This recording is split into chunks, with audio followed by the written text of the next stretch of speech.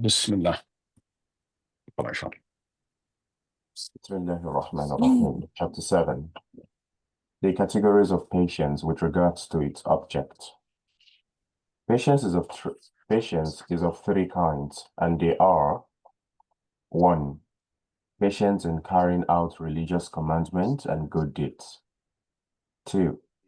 Patience while restraining from committing violations and prohibited deeds. 3. Patience in remaining firm and steadfast to the divine decrees and faith by not showing any annoyance. And also, you can say, he divided this way to make it clear, but you can say patience when it comes to religious obligations. And obligations is either thing to do or obligation on or religious orders. Either the order is to do things or the order is to abstain from something. But here he want to break it to make it more clear. You need a lot of patience to be able to be consistent in your ta'ah. Because what's patience? Patience, you remember, sabr, habsun nafs, restrain yourself. You know, it's not easy to restrain yourself. It's not easy to commit. And when it comes to the ibadat and it comes to the muharramat, you need a level of commitment, restraining. And also when it comes to the aqdar, with the qadar, with the predestiny, with the things that Allah, calamities that happen to you. Now, These three categories were summarized by Sheikh Abdul Qadir in his book, Futuh al-Ghaybin. Abdul Qadir al-Jilani, now. Now, Futuh al-Ghayb, now. now, he said, a servant has a command which he is obliged to carry out, a prohibition that he is to avoid, and a divine decree which he has to accept and endure. Yeah. Abdul Qadir al-Jilani is a great Hanbali scholar. He's very famous Imam. There's a lot of lie or attributed to him. He's free from it. No. This statement connects with two of the three categories, one relating to the Lord Almighty and the other concerning the servant himself. As for the one related to the Lord, one has to know that Allah subhanahu wa ta'ala has two rules for the people, one religious and the other cosmic. The religious is connected with his command, and the cosmic with his creation. To him belonged both the creation and the command.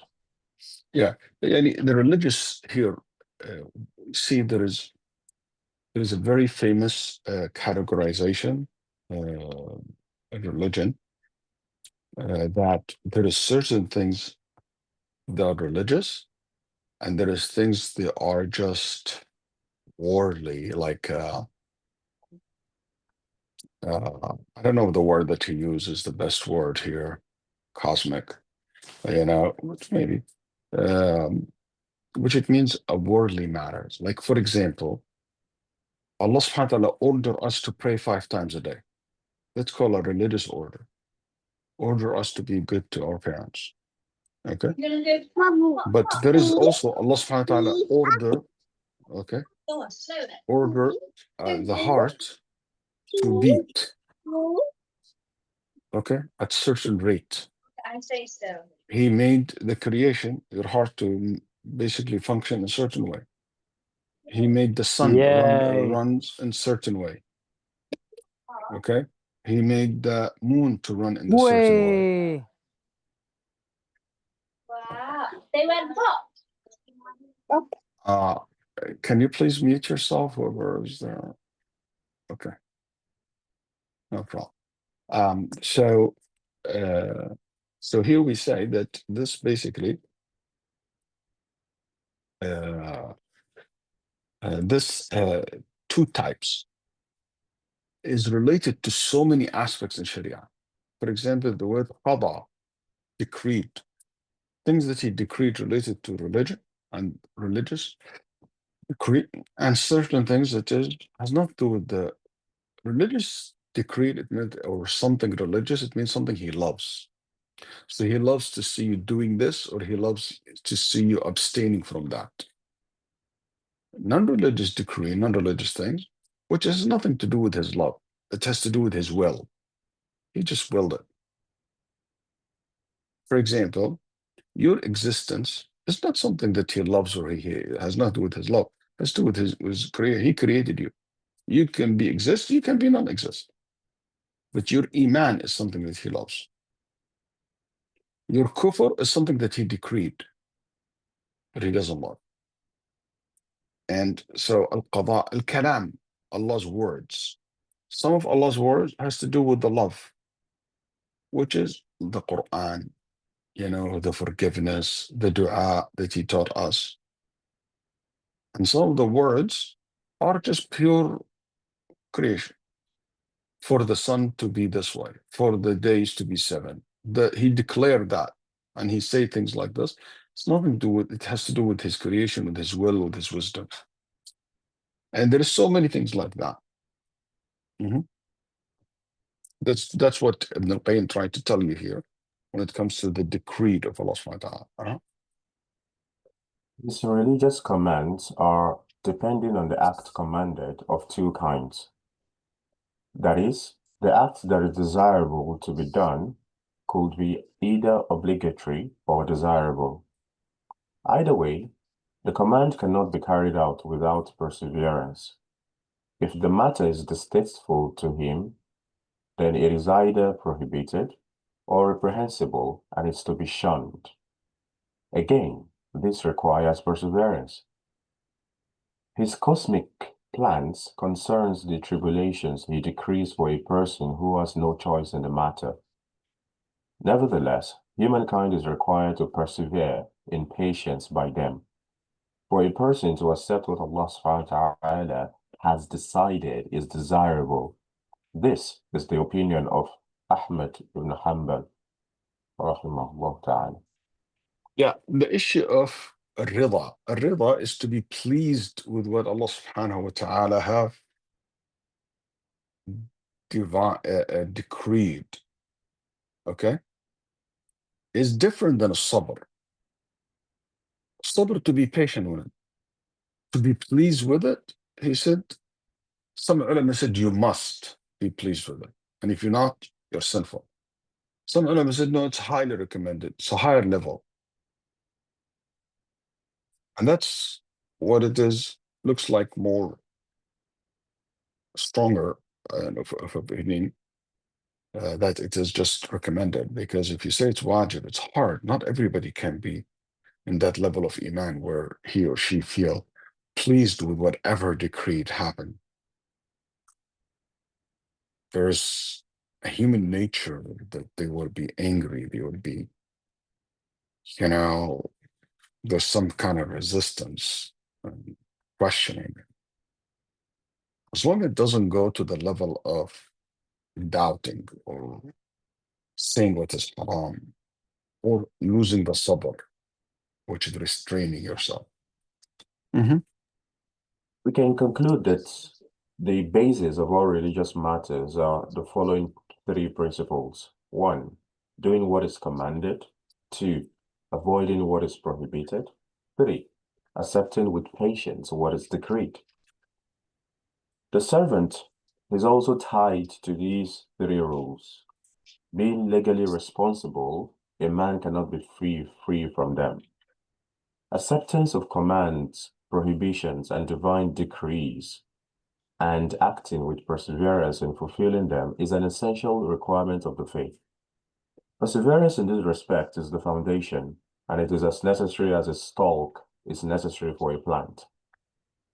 Steadfastness is connected with what is commanded, prohibited, and decreed.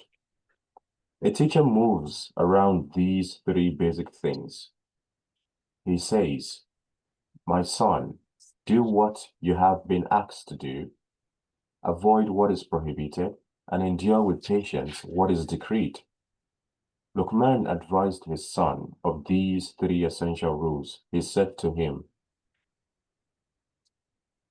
"My son, establish..." يا بني أقم الصلاة وأمر بالمعروف وانهى عن المنكر واصبر على ما أصابك.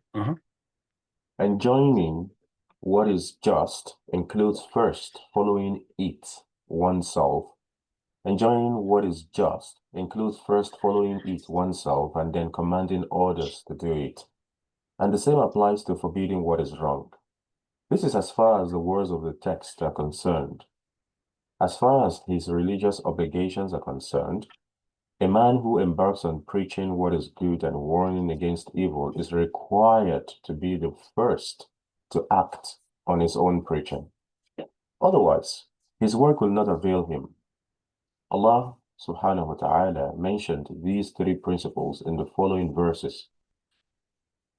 إنما يتذكر أولو الألباب الذين يوفون بعهد الله ولا ينقضون الميثاق والذين يصلون ما أمر الله به أن يوصل ويخشون ربهم ويخافون سوء الحساب والذين صبروا ابتغاء وجه ربهم وأقاموا الصلاة وأنفقوا مما رزقناهم سرا وعلانية ويدرؤون بالحسنة السيئة أولئك لهم عقبى الدار. Allah put together for these people the stages of submission, that is Islam, and belief, Iman, in their characters. These people are described as fulfilling the covenant that Allah has concluded with them. It includes all that Allah Almighty has commanded them to do in the field of commands and prohibition. They have to comply with it and enjoin others to do the same. The Almighty then spoke of their faithfulness in fulfilling their duties regularly and that they never breached the pact.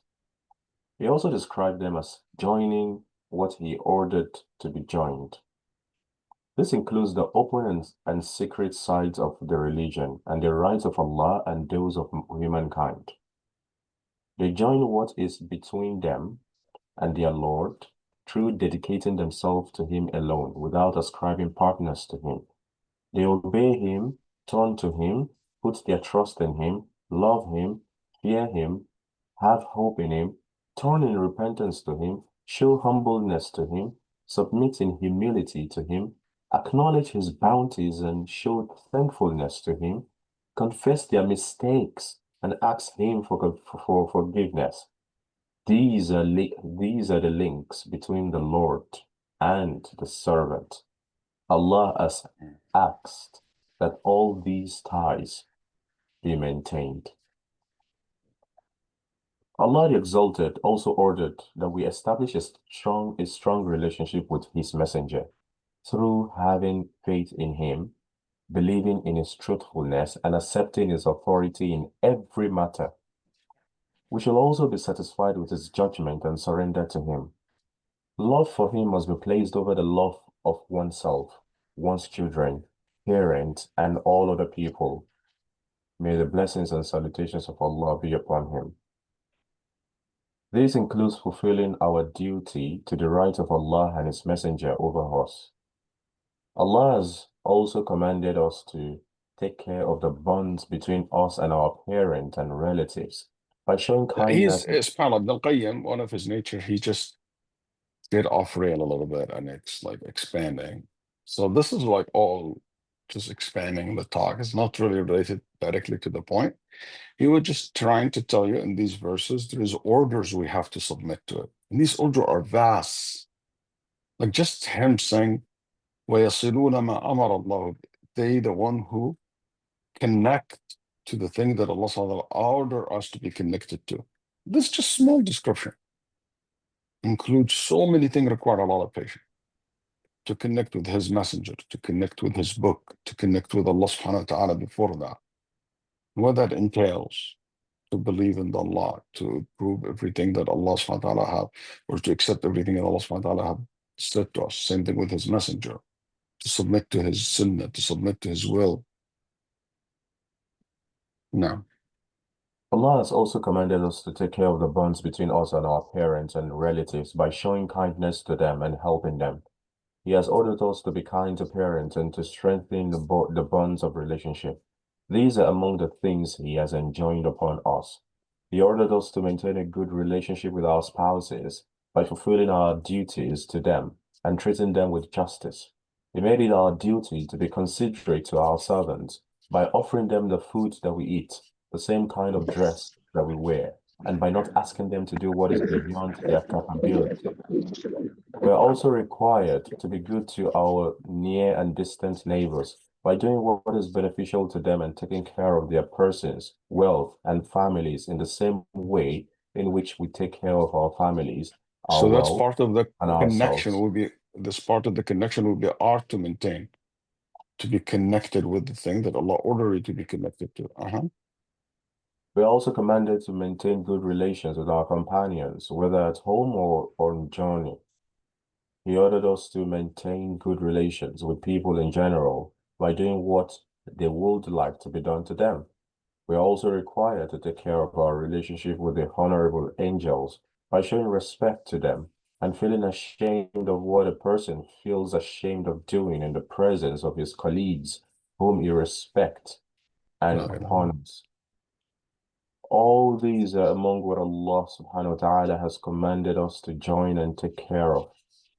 Allah stated that the people who take care of these things act out of fear of Allah and apprehension of terrible reckoning on the day of return to Him. In fact, nobody can join what Allah has commanded to join except through fear of Him. Once this fear leaves the heart, all these bonds break. Allah subhanahu wa ta'ala placed all these under one basic command, which is the foundation and axis around which everything revolves, and that is perseverance in patience. He said, والذين صبروا ابتغاء وجه ربهم. He did not mention perseverance alone, but placed the condition of being purely. When it's short verse, just read the translation. Yeah, just the longer one we can skip. Okay. I can just read and you follow with your eyes. Okay. He did not mention perseverance alone, but placed the condition of being purely for the sake of Allah. He then mentioned the tool that will give them support in perseverance, namely prayer. So he added what means an established regular prayer. These two virtues, prayer and perseverance, are the source of strength in achieving the benefits of the world and the hereafter. Allah subhanahu wa ta'ala said, seek help with perseverance and prayer, though it is hard, except for those who are humble. He also said, O believers, seek help with perseverance and prayer. Certainly, Allah is with those who persevere in patience. Then Allah mentioned their good works for others, which include spending on them openly and in secret. In this way, they gathered goodness for themselves by performing prayer and being steadfast, and for others by giving out charity to them. Then He prescribed their behavior when wrong is done to them, and they are subjected to harm. They should not retaliate, but repel the evil with good and kindly act towards those who act badly to them. Allah subhanahu wa ta'ala said, they repel evil with good. And as you see, all these things required sabr. Repelling here is also explained that they do away with a sin by doing good deeds after it. As Allah subhanahu wa ta'ala said, the good deeds erase the evil deeds. The Prophet sallallahu alaihi wasallam said, follow up an evil deed with a good one and it will erase it. The right view is that the verse includes both interpretations. In short, these verses include all the states of submission and belief. That means it includes all the states of Islam and Iman. It contains doing what is commanded, living out what is prohibited, and enduring patiently what is decreed. Allah subhanahu wa ta'ala has spoken of these three basic principles in a number of verses, Some of them are mentioned below. For example, the one where he says, yes, if you are conscious of Allah and persevere in patience. Another one where he says, surely the one who is conscious of Allah and endures in patience. And the last one is the one who said, O believers, persevere in patience, encourage one another to steadfastness and strengthen each other and be conscious of Allah so that you may succeed. In every place where the consciousness of Allah is mentioned together with perseverance, it includes all those three basic elements, because the real essence of taqwa, that is consciousness of Allah, rests in doing what is commanded and avoiding what is prohibited. So taqwa and sabr, it means taqwa when it comes to Allah's order, religious order, and a sabr with the cosmic or the trials and tribulation that happen to you. Chapter 8. Patience can be divided into 5 categories: obligatory, desirable, forbidden, reprehensible, and permissible. Obligatory patience consists of 3 things. 1. Patience in resisting what is prohibited. 2. Patience in carrying out obligatory deeds. 3. Patience in tribulation over which a person is helpless, such as illness or poverty, etc.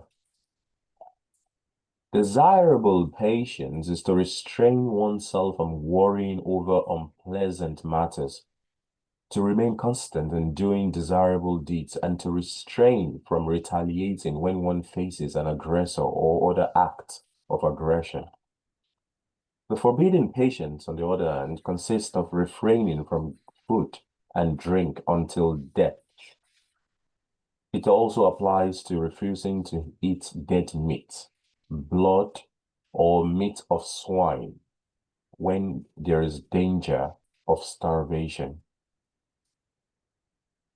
Tawus and later Imam Ahmad said, a person who is forced by necessity to eat dead meat or drink blood and refrained from doing so and consequently starved to death will go to hell.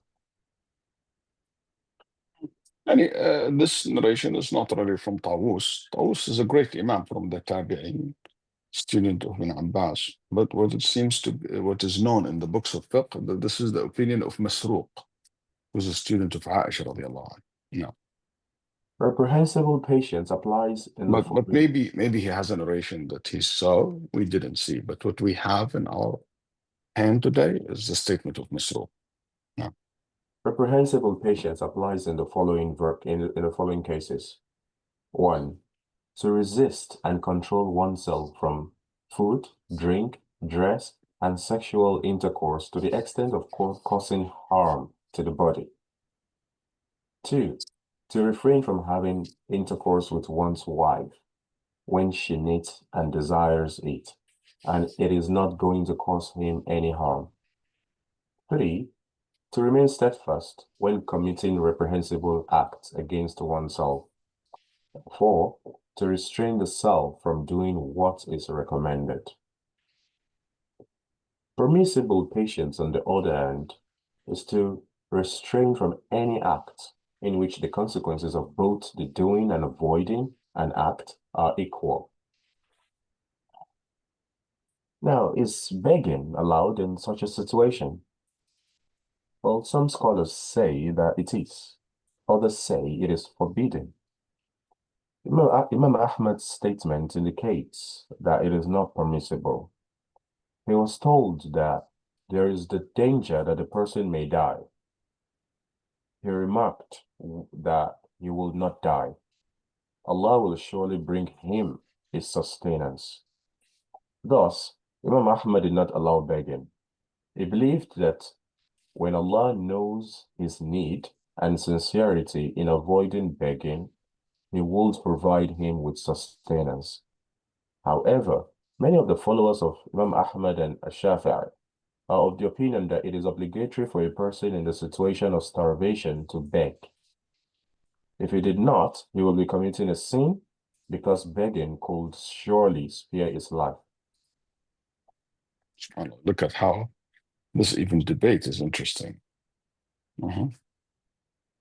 Included in prohibited patience is holding oneself in a situation where the danger of death is imminent, like confronting a beast, snake, fire, flood, or an unbeliever who is intent on killing him.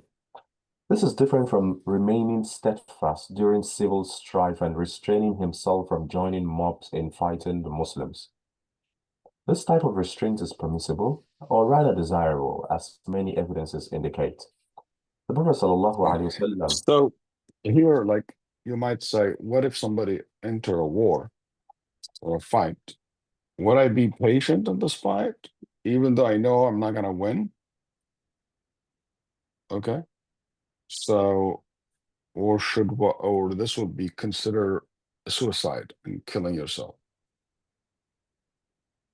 So Allah subhanahu wa ta'ala allowed the person to be engaged in war, even if there are no equality, but only with the condition, as many of the scholars said, that you will be able to make an impact.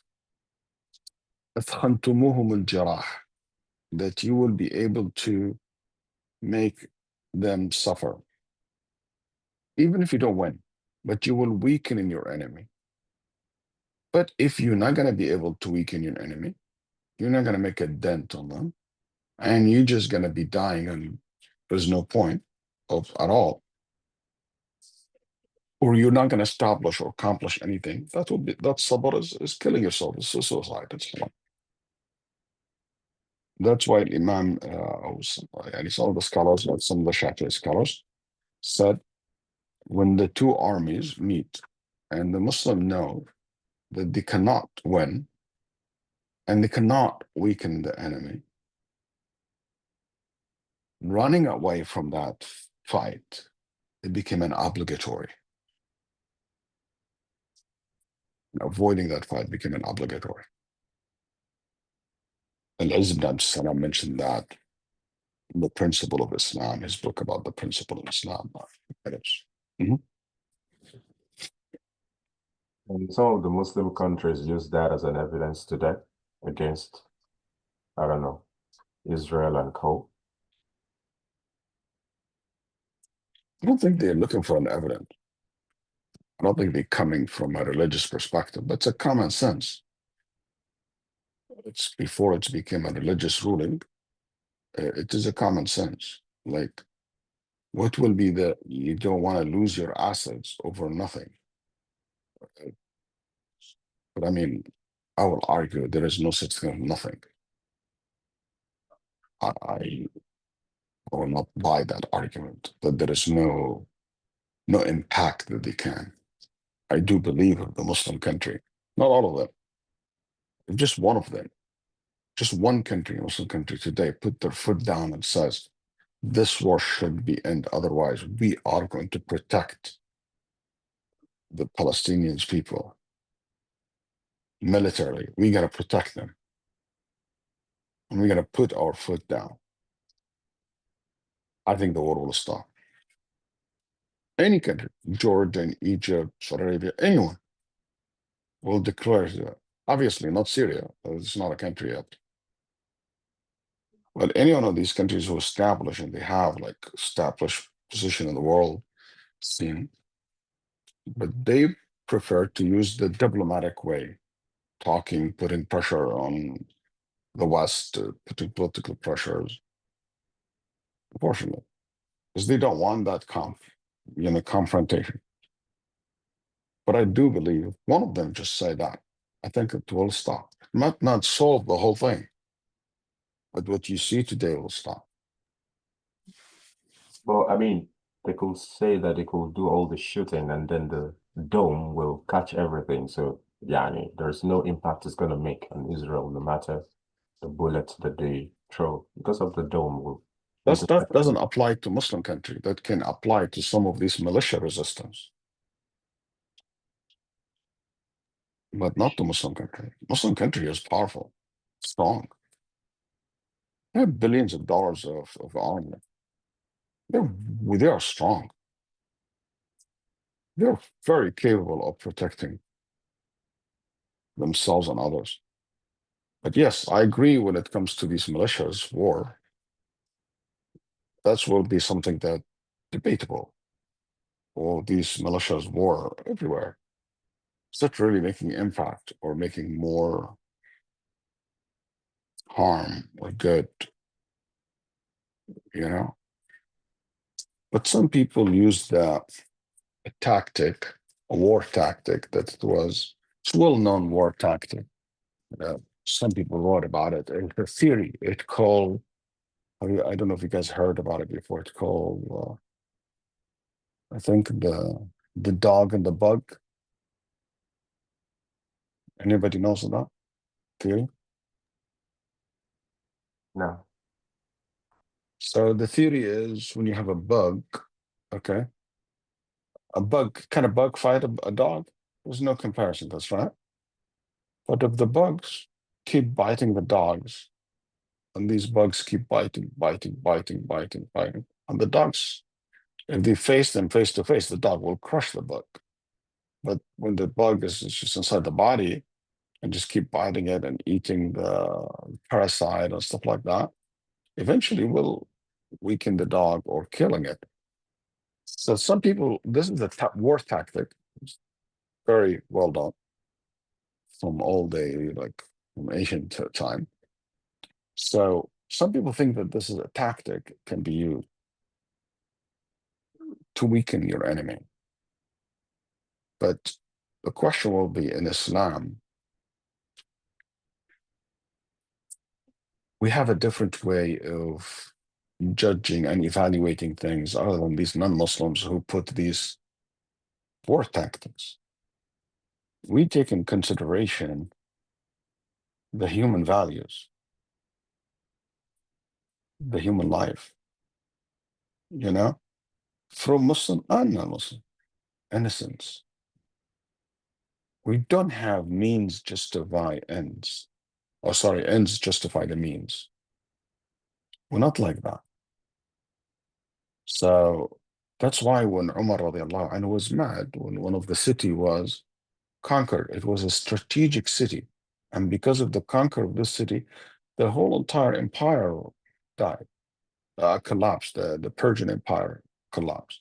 But Umar was so angry, and I think that's one of the reasons he even relieved that commander from his position. Why? Because there's so many casualties. Yes, there is win in the end, but the expense was so large, which is a lot of casualties. Human's life means a lot. So the calculation has to be taken into consideration, all these things. There's no war without casualties, but what kind of casualty that you're talking about? That's why in Islam, for example, we don't allow mass killing, indiscriminate killing, like these bombs that just kill indiscriminately. That's not allowed. Innocent people. Also, strategically, you might lose a battle, but it doesn't mean that you lost the war. So the point here is just all this commenting on what he said, rahimahullah, in his book. Yeah, so just final question is that in this case, if you said that it's obligatory you said it doesn't apply to Muslim countries, it applies to maybe the militia that don't have power like Muslim countries, and it would be obligatory for them to, retreat and to run away. So wouldn't we say, for example, the people governing Gaza, for example, are in that same situation, that they actually don't have the power like the Muslim countries to actually have any impact? So what? Like they should just give up? Is that a logical conclusion or there's something else? It's a whole. It's a whole. That's one. You have to look at it from different perspectives. That's one. Two, I mean, I'm not a person's, my fatwa and your knowing this knowledge will benefit you or benefit me anything right now. We're not a people like, if I say something, would those people in Gaza listen to me? And you don't live there. You're not part of that resistance. You're not part of that thing. That's right. So just talking at this point would only serve as a propaganda tool, can be used by people who are evil, and their intention is evil, just to justify the massacre that's happening over there. Like if you say, yes, if I agree with what you just said, what I will do, just the Israeli government take that and run with it. Just to justify them killing machine that they do. They're not gonna, hey, but also I said 1, 2, 3, I do that. So that's why the mufti and the alim has to be smart and not to say things that can be used by the enemy and by the bad people for the wrong reasons. Because you might say something correct, but can be used the wrong way. Does that make sense? Yeah, makes sense. Yeah, but from a pure hypothetical example, you can think about a very hypothetical example, not a specific. These are the rules. I think it's a common sense. It's not. Also, there are certain things are connected. Like, for example, can I give you an example? Originally, the rule that all Muslims should live in a Muslim country. That's the default rule. But you can't tell people, hey, nobody allowed to live in a Muslim country. You can't do that because the reality is there is no Muslim country who will accommodate Muslims.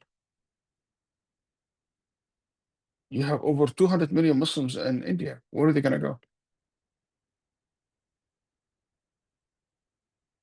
And more than this number in China. Where are they going to go? And European and world. So you can't just say rules when you know it's not applicable. It cannot be applied. That would be foolish. Does that make sense? Yeah, it does. Same thing. If I say, you know what, yeah, they should not be fighting. So okay, what's Islamic? This is a Muslim world, Muslim country. We don't have borders. It should be retreat and be part of the Muslim, another Muslim country, rebuild them again, go strong until they be able to one day to get back and get their country back. But is that reality? The reality is when the Palestinians lived in 48 and left, they never were allowed to come back. You know what the reality is? Go check the Palestinians' refugee camps in Syria during, I mean, not in this period, but before that period. Go check the refugee camp for Palestinians in Lebanon. It's the worst place in the face of the earth. Well, one of the worst places on the face of the earth. They're not allowed to go to school. They're not allowed to use hospitals in Lebanon. They're not allowed to do so many things. The Palestinian refugee camps in Libya during Gaddafi time, they were literally in the desert with a wire, fence. They allowed only to go every Wednesday to the market with a bus, and they come back like prisoners.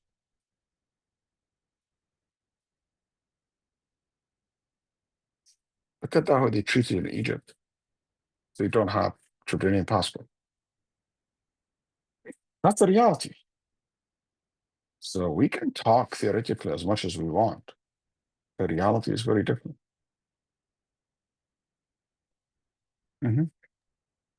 But I agree with you that we need to understand the concept. That's why it's so important for the student of knowledge to understand the Islamic ruling as a concept, and not necessarily to connect it to a specific situation on the ground. Like you want to know Islamically, what are the Islamic ruling in relation to 1, 2, 3? When you understand and you digest that, but some people, they study this in the light of the circumstances of the situation that's on the ground. That's wrong way of studying the deen, understanding the religion. Because the reality have so many different circumstances. You will not be studying it. You will not have foundations. You need to build the foundation first. You have to have clarity of understanding of the concept. The issue of how to apply this to reality, how to understand the reality, that's another level and comes later, after you understand the concept itself.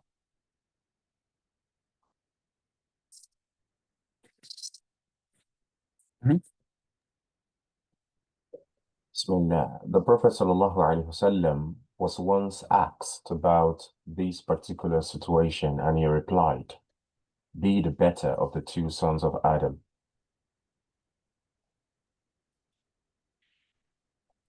By two sons of Adam, it means?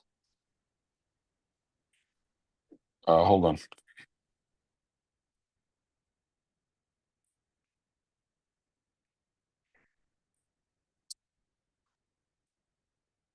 I'm looking for a word. Yeah, the word that I was trying to look for to use is to study the Islamic ruling.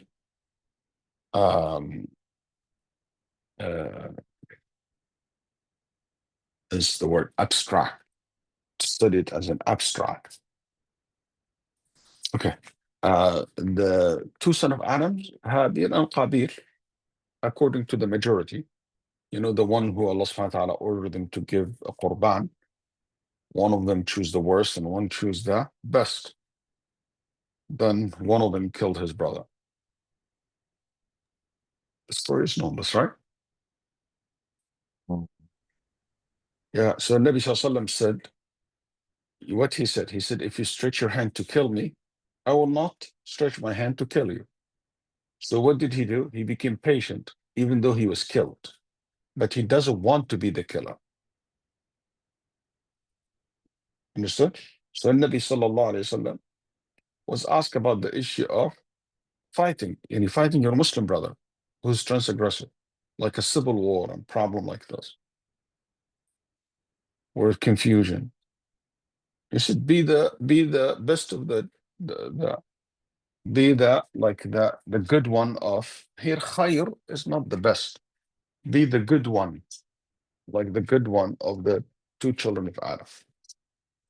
The one who chooses to be killed, not to be a killer. Sheikh, could I just ask a question on sort of a couple of points? So we're talking about the point you've just made as well just now. So what would one do in a situation like, say you're part of an army of a so to say Muslim country, and they've now gone to war against another Muslim country, but you're actually not. I'm just using Pakistan as an example because I'm Pakistani. Let's say Pakistan's gone to war against another Muslim country, but I don't necessarily, I'm part of the army, I'm a soldier, but I don't agree that this fight is a valid fight. Now, what do I do? Do I follow the leadership? Because actually it's not really an Islamic lead. No. Okay. You're gonna go to jail. You're gonna go to jail. Yeah. Okay. Like what people did in Vietnam here. I'm not gonna fight this fight. Yeah. You can't force me to kill someone that is not fair, not right. But here, there is sometimes a fitna happen, fight happen. There is some people think that, I'm going to kill them. No, that's killing is be patient with them. And how does it work, for example, if you do have a righteous Muslim leader and you're under their army, but let's say you don't necessarily agree with the order that they've given?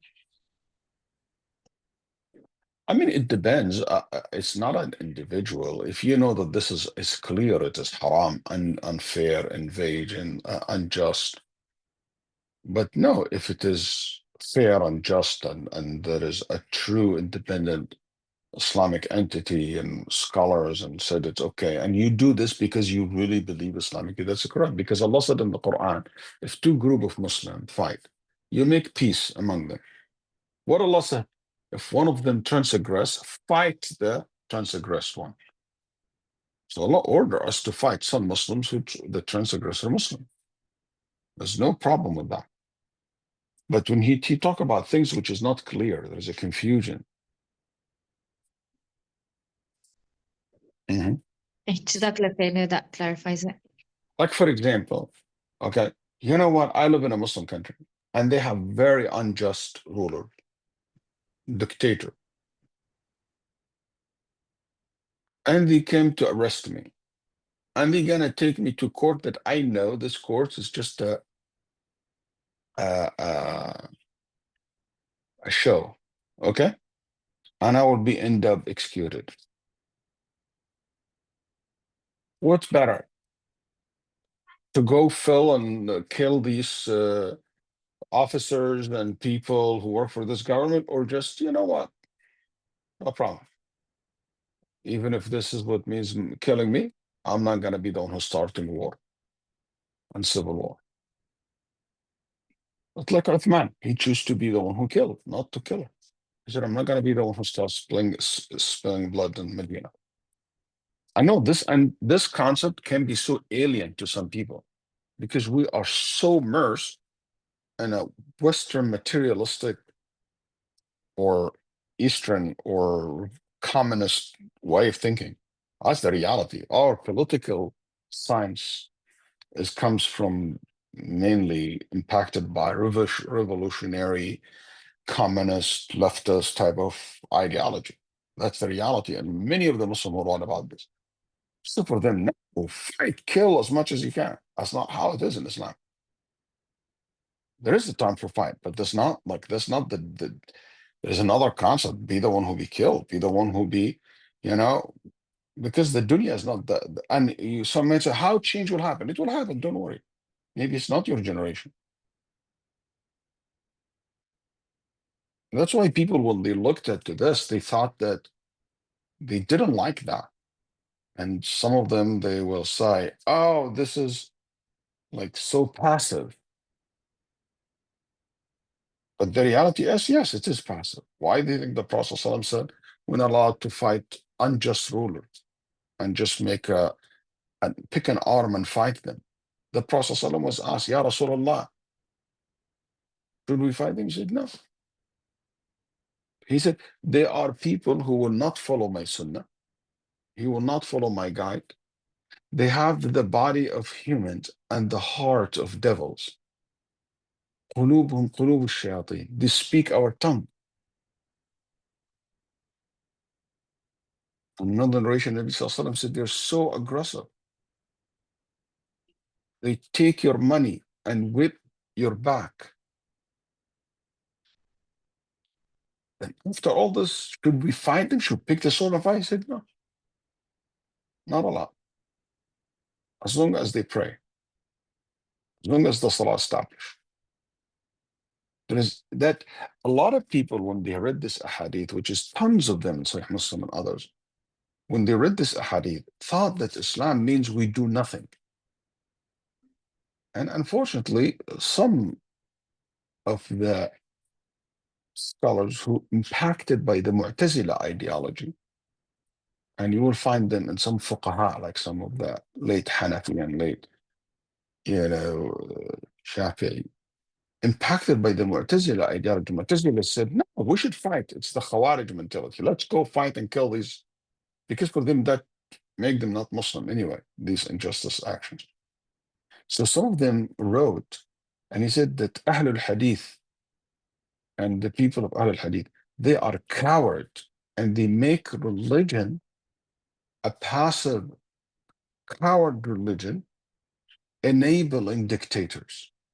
And he used very inappropriate language. And it comes because they didn't understand. Ahl Sunnah did not say you do nothing. Ahl Sunnah just said don't fight, don't cause civil war. But you can fight back in other ways. You can object. You can do a civil disobedience. You can resist. You can, bring a powerful people that who can remove this person from power through peaceful means, through political peaceful means. So anyway, this issue is a big discussion that I touch upon in the course. If somebody took this course before, called the rope that binds us, or the concept of al-Jama'ah. Jazakallah khair, Sheikh. Mhm. Maybe we need to bring the course back as well. Inshallah. It's an interesting concept. Inshallah. So Sheikh, being the better of two sons of Adam, in this case, if one is a soldier in the army and you believe that this war that you are going to fight is an unjust war, like you said, then being accepting to go to jail, as a consequence, will be the better of the two sons of Adam in this case. That's like what I just not to be killed. They're coming on. I'm not gonna fight. They kill me, kill me.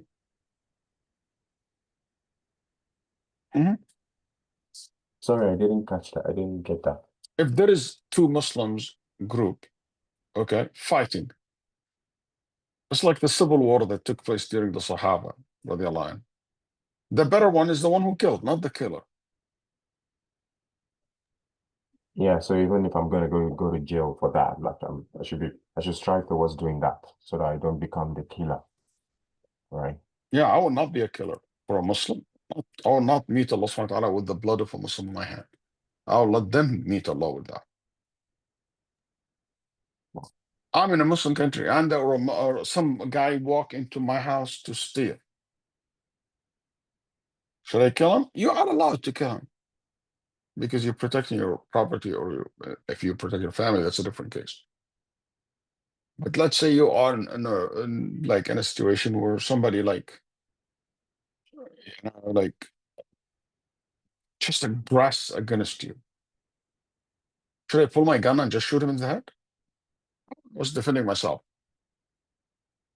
No, just killing someone. Yeah, you can prevent him from killing you. I'm not saying just give up, but you don't kill.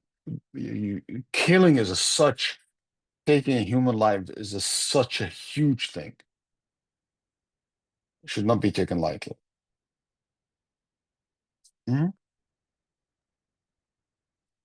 another version, he is reported to have said, "Be the servant." I think. Sorry, who raised the hands just now? That was me. I just had a quick sorry, I don't know if you can hear me. Can you hear me? Yeah, I can. Okay. I just had like a quick example that came to mind from the history of the Mongol invasion of Muslim lands. They used to, when they would capture like a Muslim city, when they would take over a Muslim city, they would capture some of the Muslim men if they kept some alive and incorporate them into their armies so that they could fight on behalf of the Mongols when they go and take over like the next Muslim city.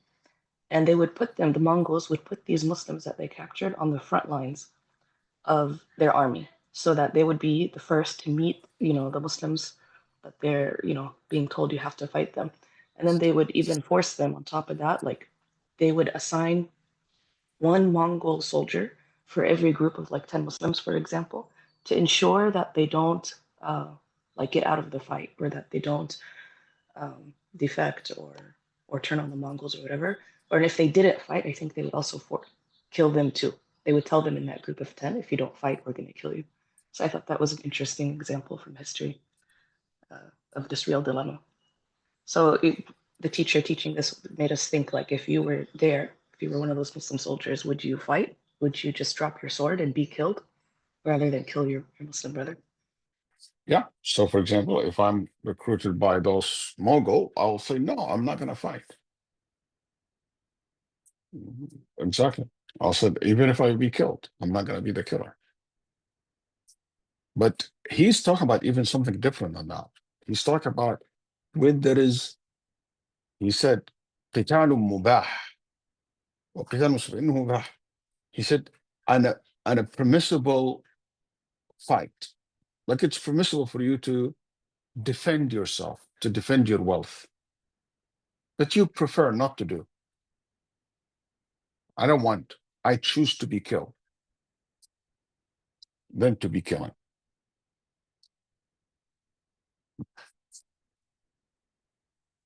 He's even talking about higher level than what you say.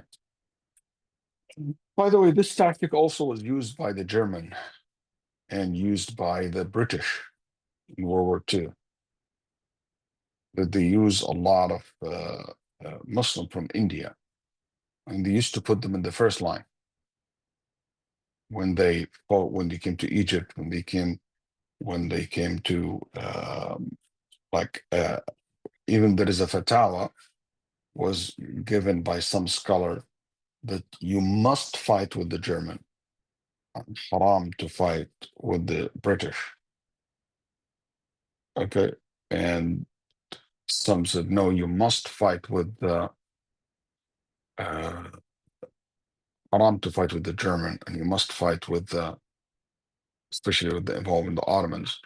You know, it was a disaster. If you read about how these two fatwa, it's like now I saw two fatwa, one from the Mufti of Chechnya, whatever, Mufti and Qoqa, whatever, like all these Russian territory areas, said it is al-jihad fi sabilillah in Ukraine. And the Mufti of Ukraine saying to the Muslim world, you must come and join us in jihad against the Russians. And that's even not related to us, because this is fighting the non-Muslims, and but we're talking about something even higher level, which is two Muslims with each other. The point here, there's always exception to the rules, okay? But the point is, what important for you to do, again, you understand it as an abstract, because every scenario, it has its own circumstances. So those people who the Mughal put in the first line, was it allowed for a Muslim to fight them or not? And if it's allowed. See, when you start getting into these things, you will never appreciate and you will never understand the value of the original point, because you start looking into the exceptions. You're going to always look to these things which has circumstantial and maybe different angle to it. But what you need to digest and to take it sink in without going into asset is the abstract, is the issue itself as a concept. Yes, go ahead, whoever raising their hand. I was going to ask, for me, I don't know if to speak of for other people, but the abstract issue, or the learning the lesson in an abstract, maybe feels hard sometimes to apply in our personal lives, because we don't maybe know enough examples of how to implement it practically, or how it can manifest in scenarios that we're likely to face. So it's just a gap for me that I have in my learning. But you don't have to. That's a different methodology. That's what I'm trying to tell you. That's not, in my opinion, that's not a correct methodology of learning, that you have to apply to examples all the way, all the time. What you need to understand, you understand the concept itself. What's the concept here? That killing a Muslim is something so severe, is something so serious. Even if that Muslim is a transgressor, just being a Muslim, their blood is sanctioned. Killing someone who's and say la ilaha illallah, it is one of the things. And I want to, even if I cannot apply it like in a real scenario, like, you know what? As-salah must be done, even if I only can, do it while I'm sitting. I don't have an example what kind of disease that's going to make me only move my eyes or something like that. But no, I need to sink in my mind how important the salah is, and so forth. So that's what I mean by the abstract. That like the concept itself has to sink in, and to let it sink. And to sometimes what happen in learning, people rush to before they let it sink, and the ilm goes all the way to the heart, and transfer from just information to become a belief. What we do, we interrupt that process by always looking for the examples and the debate, and that's why we became so shallow, not we don't have strong foundations.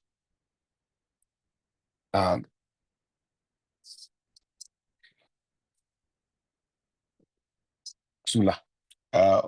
We've done all the time, but I just can you just go? There's, I think the to finish this point. Yeah, go ahead, read. In another version, the Prophet ﷺ was reported to have said, "Be the servant of Allah who was killed, not the one who was the killer." In another version, the following addition occurs: "Let him bear his sin as well as yours." Let him bear his sin as well as yours. A further don't. It is the sin of him and you, the sin of killing you too. A further addition says, "If the flash of the sword dazzles you, put your hands over your face and let him kill you." If it's like seeing the sword might push you to kill him, just cover your face and let him kill you. Allah subhanahu wa ta'ala related the story of the surrender of the better of Adam's two sons and praised him for his act. This should not be compared with killing an unbeliever, because here a Muslim is required to defend himself. The very objective of jihad in Islam is to defend oneself and the Muslim community against the invasion of the unbelievers. How should a person act when confronted by robbers? Is fighting and resisting them compulsory, or should one surrender? The answer is as follows. If the belongings of an innocent person are at risk, then to protect them is obligatory. And your family. If a person's own property is at risk, then Imam Ahmad's statement indicates that it is not obligatory to become involved in fighting to save it, although some of his followers consider it obligatory. In the case where a person or his wife is attacked for immoral purposes, he has to resist and fight. Or himself to be raped, or a woman to be raped. She must fight. She just said, "No, I will be patient. I'll fight," like protecting and fighting back. Same thing with the person. So that's what he leaned towards.